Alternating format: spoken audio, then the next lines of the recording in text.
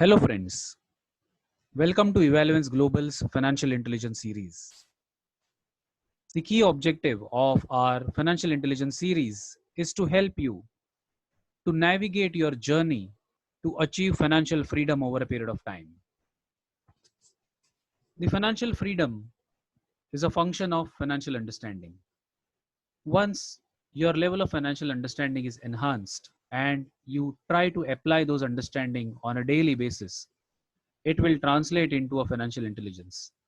And this financial intelligence will help you to navigate through financial challenges and also will help you to identify many opportunities which will pave the way forward for gaining and achieving a financial freedom.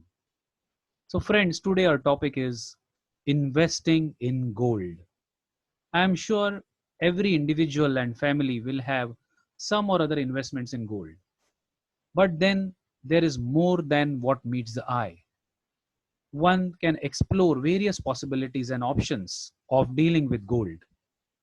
So let's start our journey, friends, and try to seek more insights as to how do we invest in gold.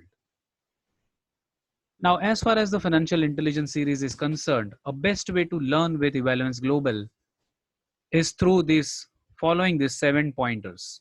What are those? So whatever input which we are going to share with you, you need not agree with us. Neither you need to disagree.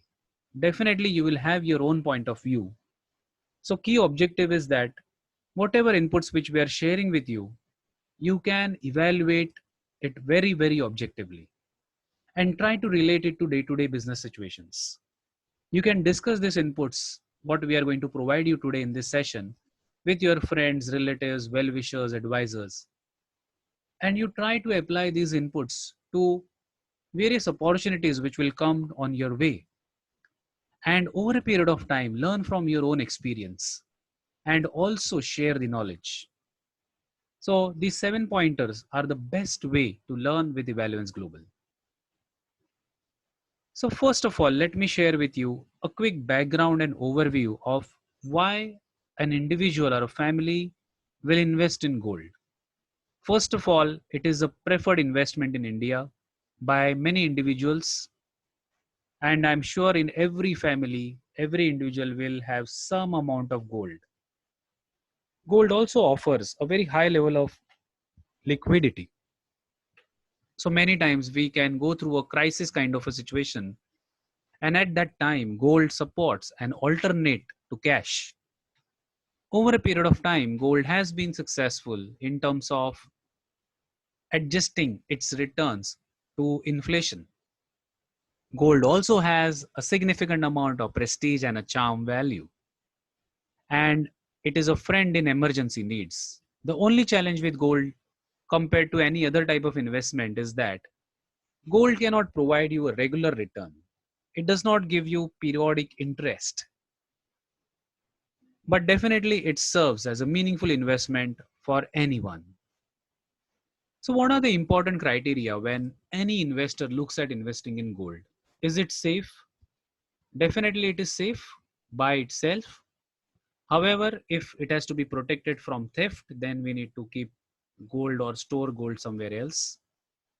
Does it offer liquidity? Yes. Gold offers a good amount of liquidity across the globe. It's not about just one market or one country or one state.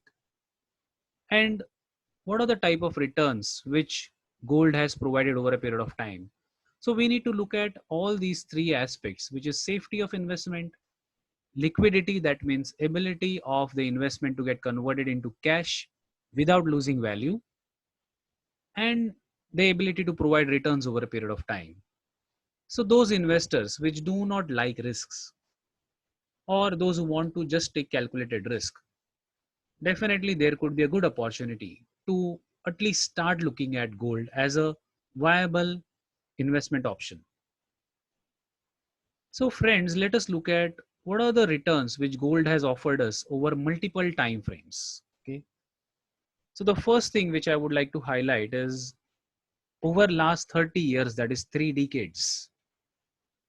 Over 3 decades, if one would have invested at the lowest possible price, which is 194 rupees per gram, Today, the price of gold, or the highest price in this year we have seen, is 4245, that is 4,245 rupees per gram.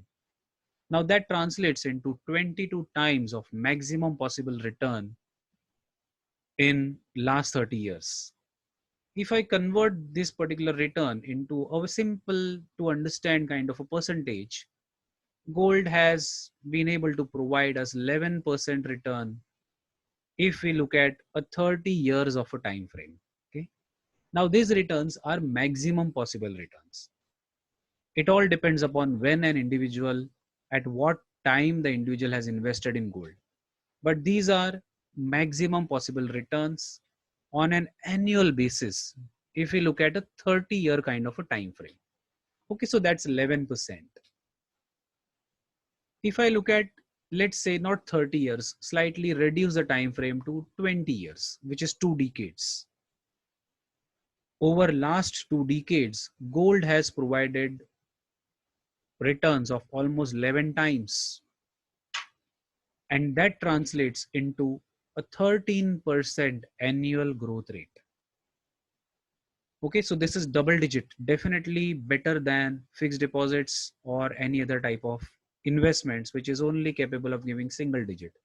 So if one has invested 20 years back, and if I have to apply simple annual return, it would translate into 13% annual return.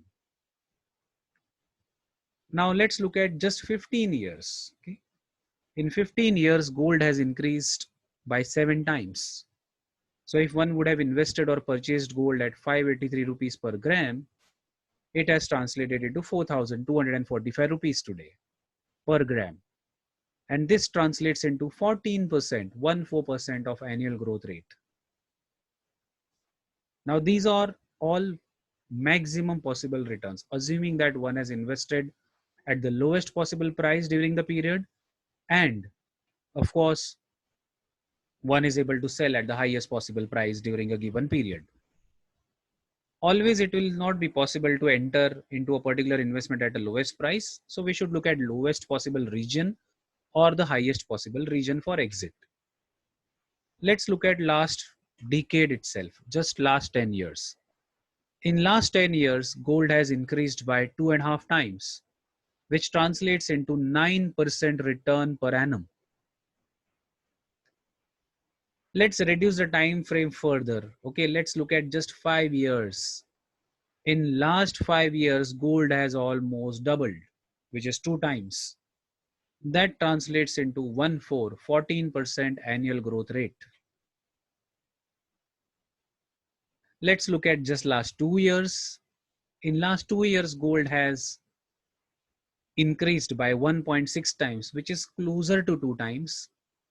And that translates into 26% of annual growth rate, which can beat any kind of a fastest investment. And if I just look at last 1 year, gold has increased by 1.5 times. So approximately 50% return in a year. Now there could be many reasons. There are emergencies, other asset classes are not performing well. There are crisis kind of a situation. There is a recession kind of a situation. Many geographies are not able to grow at a rapid pace. There are concerns on job losses. There could be many factors. But it's a fact that in last 1 year, gold has provided a phenomenal return. But if I translate it on a 30-year time frame, then it is just 11%. Okay, so it's a commodity at the end of the day. It will increase or decrease and change its price depending upon many factors. So historical performance is not the indicator of anything in future. But now we have looked at returns over multiple time frames, right from 30 year to 20 year to 15 years to 10 years to 5 years to 2 years and now 1 year. Okay. So we are not trying to justify that gold is good or bad. What we are going to look at is the facts. What is the information? What is the chart saying? How the returns of the gold have been over longer time frame and a shorter time frame. Okay. So we are just going to enhance our understanding. Our objective is not to reach to any conclusion. We need not agree on anything. We need not disagree on anything. Our objective is not to reach on any conclusion. We are just looking at the facts, the things as it is. And then we'll take decision for us as an individual. There is no thumb rule for decision making in investments. Okay. So if I have to just summarize the multi-time summary, that is over 30 years to 1 year time frame, and on the screen there are various price points. 30-year, the lowest possible price was 194. In last 1 year, the lowest possible price was 2850, and the highest possible price, which is today, that is 4245. Now, if I have to map the returns are ranging from 50% to 9%.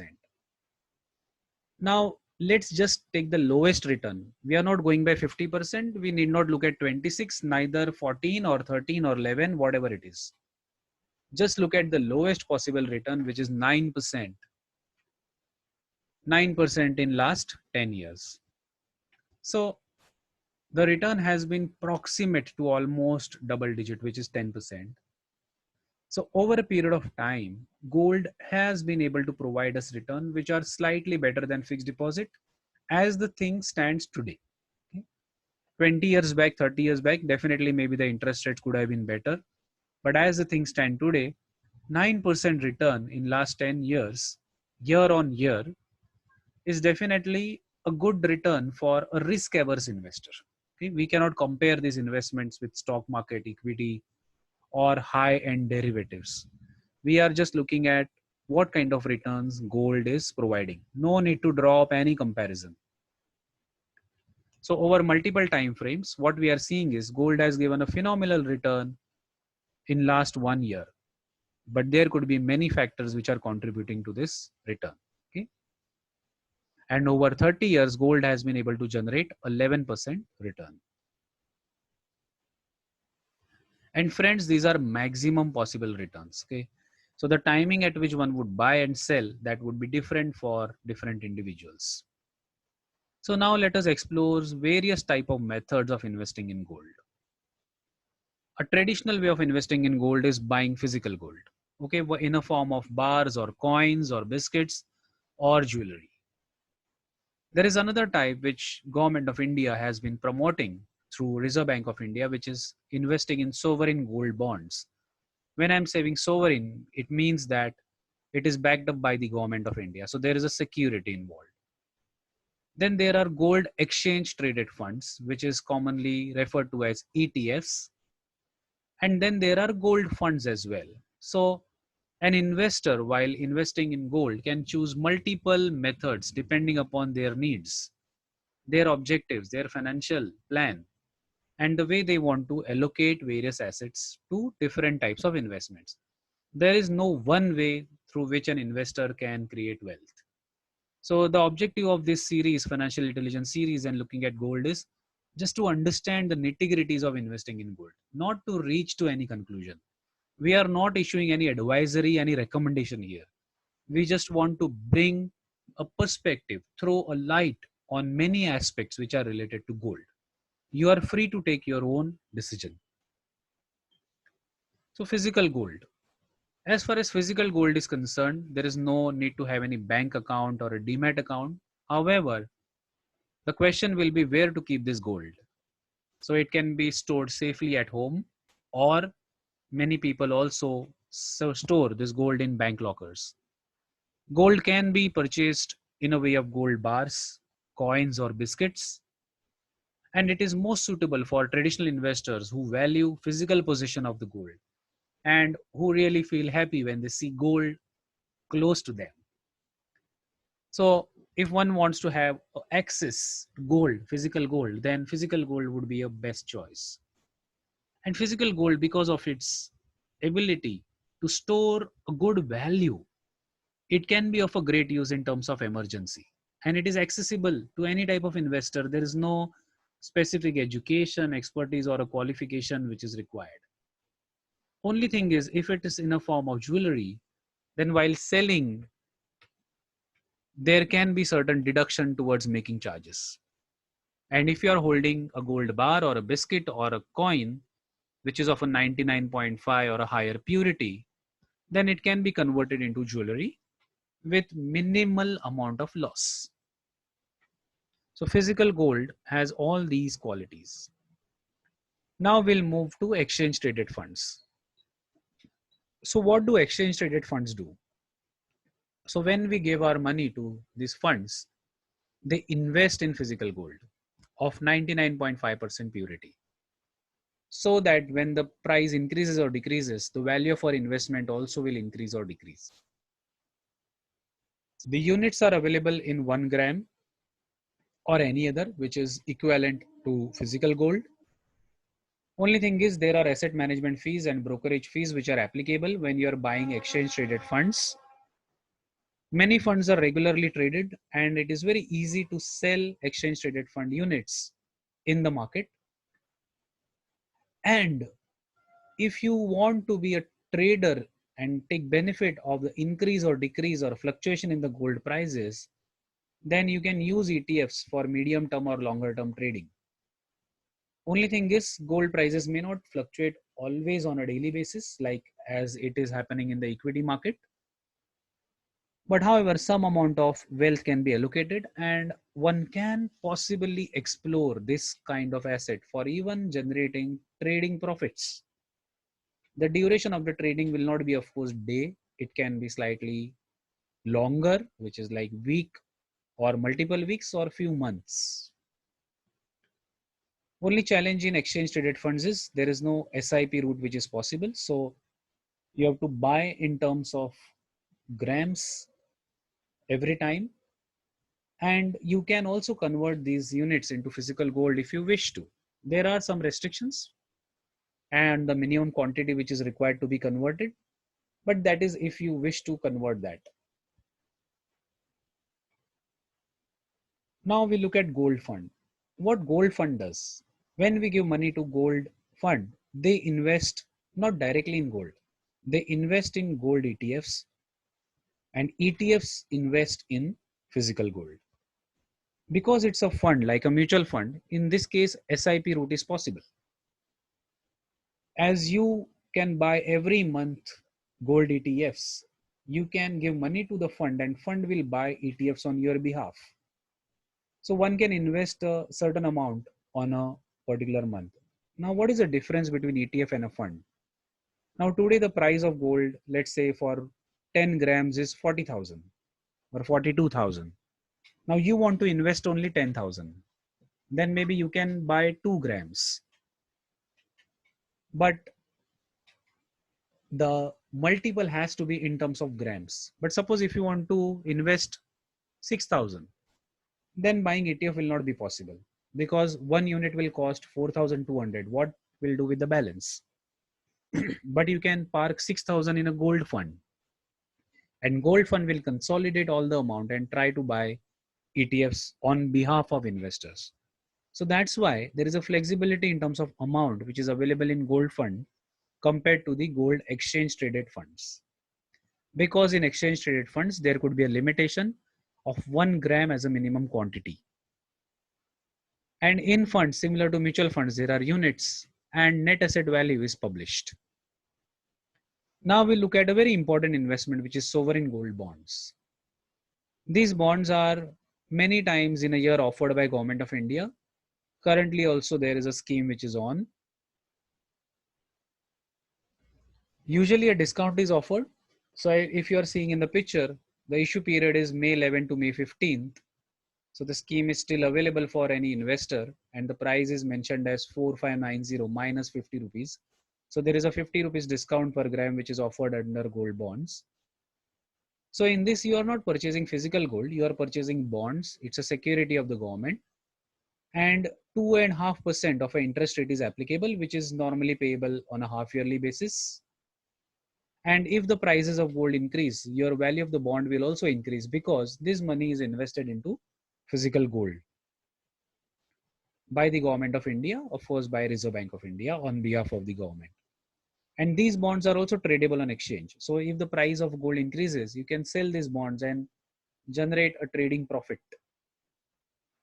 And if you hold this till redemption, that is till maturity, then there are certain tax benefits also. We are not highlighting everything in detail here because each type of investment, there are different taxation aspects which are applicable. So if you have any questions, definitely you can write to us at the email ID which is mentioned in this particular video as well. Now the minimum quantity which one can buy is minimum 1 gram and maximum is 4 kg per annum. So you can buy 4 kilograms of bonds in a year, and over a period of time you can accumulate many kgs of gold bonds.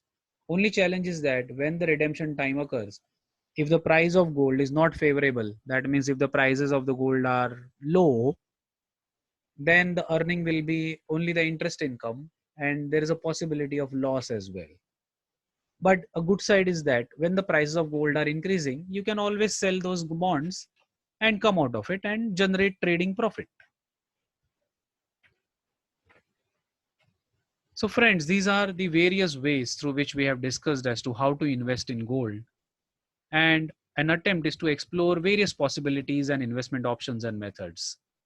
We would love to hear from you, your views, your feedback, and if you want to know in detail of any investment type, especially now as far as this is a series which is focusing on gold, you can write to us at sb@evaluance.com for more information.